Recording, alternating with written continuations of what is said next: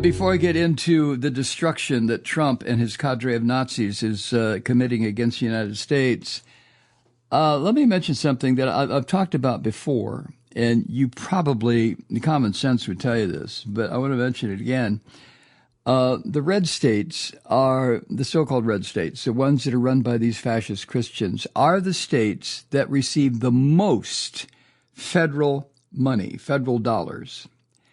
And the blue states are the ones that contribute the most, that winds up as federal dollars and our tax dollars. That then goes back to the red states, these ungrateful little fuckers who wander around barefoot, unable to speak correct English, bitching about government did this, government did that, and half these son of bitches are on the government dole to begin with.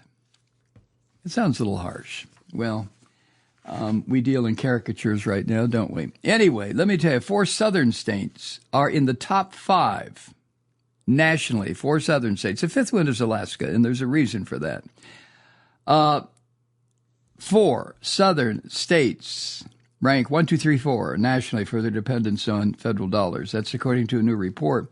And these are the states that are going to, you know, aside from a little snarky remark there, these are the states that are going to be hit the hardest by the illegal immigrant Nazi jumping jack South African, Leon Muck.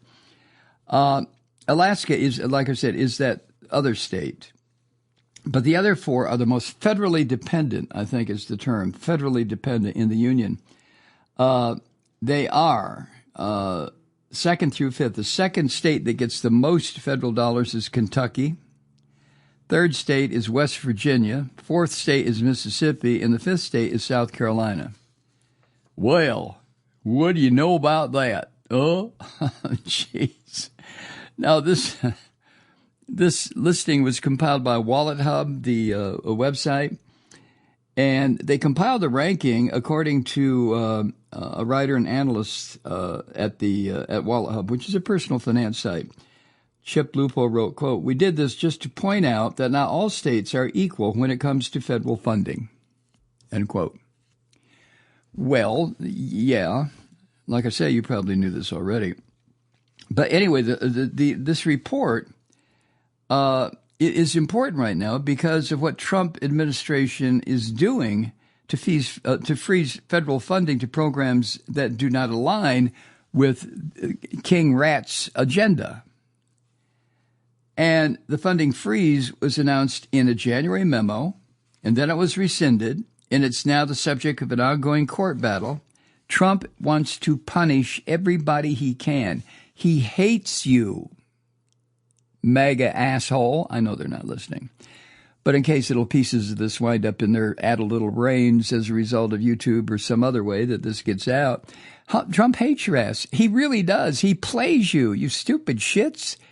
You put on your little red hats with "Make America Great Again," and you're a parody of yourself.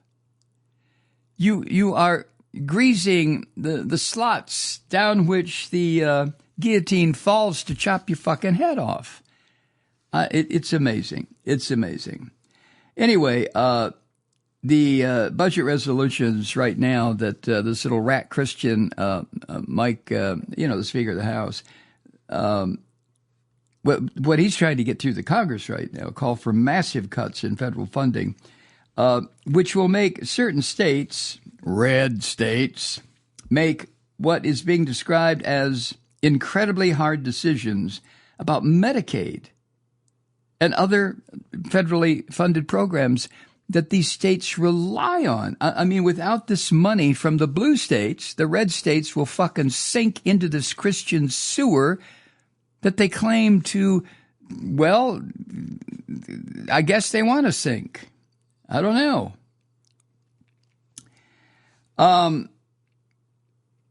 Now, millions of Americans in every state get federal funds. We understand that, whether it's Social Security, Medicaid, Medicare, whatever it is.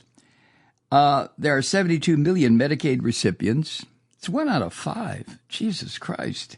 Well, Medicaid is for people who can't afford to get into the private insurance market or they're not in Medicare.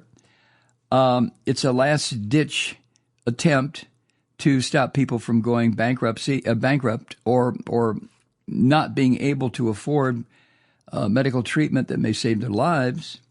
But 72 million of us, there are 30 million students who receive subsidized meal plans in public education. 30 million students. And this fucking jumping jack Nazi from South Africa wants to take that food away from these kids. 43 million food stamp recipients, according to a report from the Center for American Progress. 43 million Americans who receive food stamp assistance. Oh, they're not stamps. You know what I'm talking about. The SNAP, Supplemental Nutrition Program, whatever it's called. And the jumping jack Nazi from South Africa, that crazy fucker wants to take that away from people too. And, of course, so does Trump. So, in addition to those absolutely necessary funds from the federal government, states get federal aid for many other purposes too. Disaster relief, or part of the costs for improvements in education, transportation, infrastructure needs, all sorts of shit, right? And Trump and the jumping jack Nazi wants to take this away. And as difficult as it is for me to say this, but I mean it from the bottom of my heart. Bottom of my heart, okay. I hope the pain gets so fucking bad for the residents of these red states. And I realize that that's going to punish an awful lot of people who don't deserve to be punished. But they voted for this orange Nazi fuck. So this is what you voted for. When it hits you in the face, all this shit, most of the shit's tied up in court right now. But if Trump has his way and you get slapped down, and when you try to get up, you get stomped, and when you try to get up, you get a boot in the face. Remember what Winston Smith was told by O'Brien. Winston, if you want to see the future of humankind, it's a boot in the face. Well, when this happens, I just wonder if these dumb bastards will put one and one together and realize that they brought this on themselves when they voted for this unconscionable prick Donald Trump. And for the people in the red states who just adopted some sort of a, well, fuck this attitude and didn't vote at all because, well, I'm not going to vote for a woman. I'm not going to vote for Kamala Harris. I mean, look what the Biden administration did in this part of the world or that part of the world or this issue or that. So I'm not voting for her. I'm not going to vote for Trump. And you stayed home, sat on your fucking ass. Okay, you are going to suffer for this too. This is insane. It's insane. Most of the federally dependent states, according to this research that WalletHub did, are, as it turns out, they're relatively rural, sparsely populated, and they need federal funding for infrastructure. That's what the person who put this research together for WalletHub. Now, when you come to a state like Alaska, you have huge tracts of federally funded land. And in Alaska, it's such a sparse population, given the size of that state, that federal funding is needed because there are not enough people to put together the tax bases necessary in counties and in the state of Alaska to take care of some of the expenses necessary just to keep a population alive. So the federal government has to step in where it concerns Alaska. That's not necessarily true where it concerns Mississippi or Kentucky. Kentucky. Fucking Kentucky. That cracks me up. After Alaska, they are the largest recipient of federal dollars. Kentucky. Mitch McConnell. That son of a bitch, McConnell, he made sure that Kentucky got taken care of, right? And he could have stomped the shit out of Donald Trump 8 years ago. And he told his boys not to do it, or 5 years, whatever the fuck it was, his first impeachment or his second impeachment. But I digress. South Carolina. Now, the reason South Carolina is right up there in the top four is because of its large military population, and it's one of the most federally dependent U.S. states.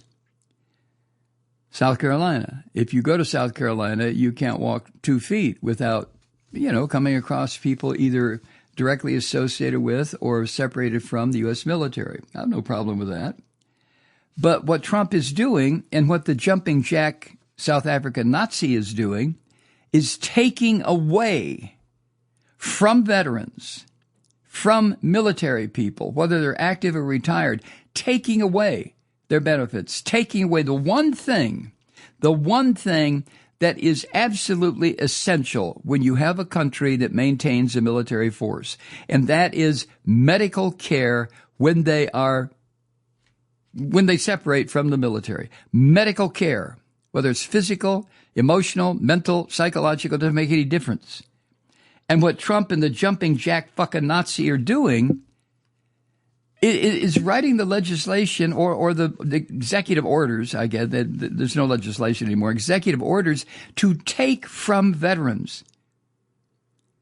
I mean, when are the veterans going to say, what the fuck are you doing? And rise up and arm up? When's that going to happen? Jesus Christ. Kentucky receives $3.35 in federal funds for every $1 that state pays in federal taxes. Not a bad return, boys. West Virginia. West Virginia receives $2.72 in federal funds for every dollar their residents pay in federal taxes. And by the way, federal funding makes up roughly 45% of West Virginia's revenue. 45%, almost half the money that the state has to operate the essentials of the state comes from the federal government. Mississippi, federal funding there makes up 45% of state revenue. Jesus Christ. It just goes on and on. Now, New Jersey, blue state, ranks as the least federally dependent state, according to WalletHub. Only 1.2% of state residents work in federal jobs, and federal dollars make up only 30% of state revenue. And then California ranks second among states least dependent on federal funding.